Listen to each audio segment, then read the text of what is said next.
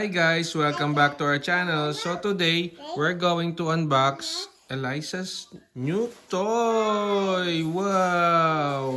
Mommy bought a new toy for Eliza and it's a Barbie family and friends.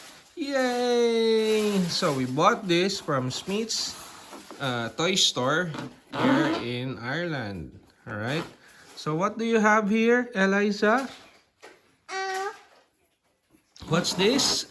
This one was baby. A Barbie, The family, and friends. So let's unbox it, guys. Kids. Alright. Can you help me, Eliza?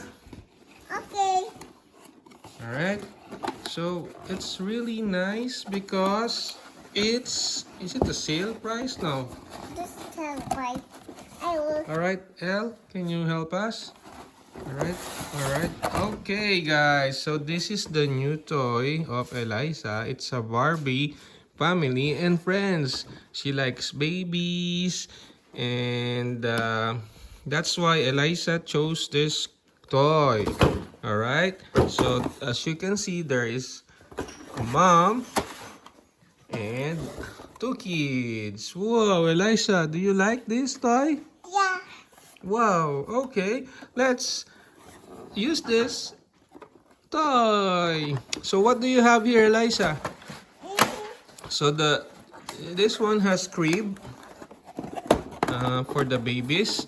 And the babies, of course, they have swing, they have a horse, they have toys here, they have, what's this? What's this? It's a bib. It's a bib, and this one, milk. Yeah. And also pacifier.